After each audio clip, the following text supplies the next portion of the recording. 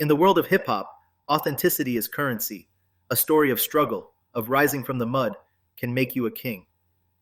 Carlos Coy, the man who would become South Park Mexican, or SPM, had a story that was more real than most. He was a pioneer, a voice for the voiceless, a Chicano rap icon who built an empire from the trunk of his car. But behind the music, behind the carefully crafted persona of a street hardened hero, lies a second, much darker truth. This is not just a story of a fall from grace. It is the story of a predator who hid in plain sight, a man whose crimes are as documented as his platinum records. This is the story of Texas Department of Criminal Justice inmate number 0110642. The story begins on October 5, 1970 in Houston, Texas. Carlos Coy was born into a life that was fractured from the start. His father, a U.S. Marine, and his mother divorced when he was just 4 years old. The event left a deep wound. Raised by his working mother and older sister in Houston's South Park neighborhood, a place that would become central to his identity, young Carlos found his family on the streets. His criminal record began at the age of 10, not with petty theft, but with arson. While smoking marijuana with a friend, he accidentally set a living room on fire. By 13, he was no longer just a user. He was a dealer, moving crack cocaine in the same neighborhood that would later chant his name. School was not his path. In 1987, he was expelled from Milby High School for fighting. A brief attempt at community college failed. The streets always called him back. While he would later embody the gangsta image, his early life wasn't about affiliation with a specific set. It was a raw, freelance survival in a world of crime that he knew intimately. In 1992, that world nearly consumed him. He was the victim of a violent home invasion, held at gunpoint. That same year, a close friend was murdered. Shaken, Carlos Coy sought a different path. He turned to music. His first attempt was as a Christian rapper. It didn't last. A hostile encounter at a rap battle pushed him to embrace the hardness of his past. He christened himself South Park Mexican, a name that was both a declaration of where he was from and who he was. In 1995, with his brother Arthur Coy Jr., he founded Dope House Records. This was the definition of a grassroots operation. They sold his first album, Hillwood, from the trunk of a car at flea markets and car shows. And the people responded. His stories of hustling, of life in the barrio, of Mexican pride resonated. Dope House Records became an underground powerhouse. By the late 90s, SPM was a regional star. His 1999 single, High So High, hit the Billboard charts. A major label, Universal Records, came calling, signing him to a $500,000 deal. For a moment, it seemed like the kid from South Park was about to conquer the world. But as his star ascended, his true nature was already at work in the shadows. September 1st, 2001, a 9-year-old girl was having a sleepover at Carlos Coy's Houston home with his daughter. This was supposed to be a place of safety, the home of her friend's famous father. The girls went to bed in the daughter's room. After his own child was asleep, Carlos Coy entered. According to the sworn testimony that would later send him to prison, Coy sat on the edge of the bed. He reached under the covers and began touching the 9-year-old girl. It didn't stop there.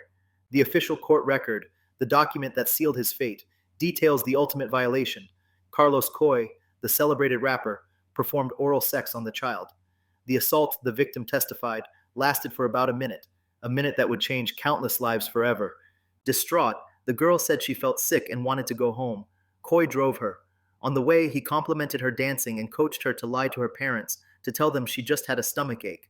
But when she got home, she told her family the truth, and her family called the police. Carlos Coy was arrested on September 25, 2001. His trial began on May 8, 2002. His defense was simple. He was innocent, the victim of an extortion plot by the girl's family. It's a story his supporters cling to this day. But in the world of law, stories are not enough. You need evidence. And the prosecution had it. The jury heard the harrowing testimony from the young victim. They heard from her mother. And then they heard about a pattern of behavior. This is the part of the story the Free SPM movement chooses to ignore. This is the paperwork. In July of 2000, nearly a year before the assault for which he was on trial, Houston police had served Coy with court orders. A 20-year-old woman had filed a lawsuit claiming he had impregnated her in 1993 when she was only 13 years old. A DNA paternity test was ordered. The result was 99.9% positive. Carlos Coy had committed statutory rape. It was a scientific fact. He was ordered to pay $28,000 in back child support. This wasn't an accusation. It was a proven, documented case of sexual misconduct with a minor, and there was more. While out on bail for the 2001 assault, in March of 2002, Coy was hit with two more charges for the sexual assault of two 14-year-old girls in a hotel room. On May 18, 2002, the jury delivered its verdict, guilty of aggravated sexual assault of a child. He was sentenced to 45 years in a Texas state prison. His supporters cry foul, they scream set up.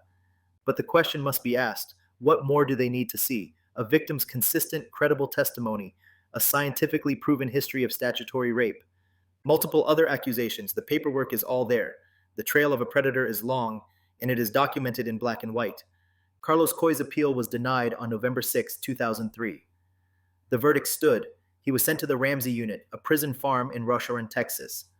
Life behind bars did not silence him. In a bizarre testament to his enduring popularity, Dope House Records continued to release his music. Albums like When Devils Strike and The Last Chair Violinist were recorded, it's believed, through the prison telephone system, and they were successful, hitting the Billboard charts. The king was in prison, but his kingdom was still listening. This is the great paradox of South Park Mexican. His fans, the ones who shout free SPM, see a martyr. They see a proud Chicano voice silenced by a corrupt system. They see the man, the artist, the legend. They refuse to see the crime.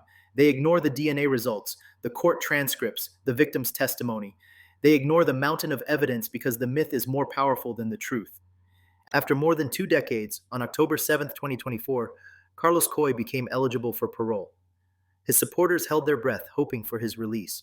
On January 13, 2025, the Texas Board of Pardons and Paroles delivered its decision. Parole was denied. The reason given by the board was not ambiguous. It was a stark condemnation, citing denial reason 2D. The record indicates the instant offense has elements of brutality, violence, assaultive behavior, or conscious selection of victims' vulnerability, indicating a conscious disregard for the lives, safety, or property of others, such that the offender poses a continuing threat to public safety. The board saw what the evidence clearly showed: a predator, a continuing threat. His next chance at freedom will not come until January 2028. For now, Carlos Coy remains where the justice system decided he belongs. A musical icon to some, a monster to others, and a prisoner of his own undeniable truth.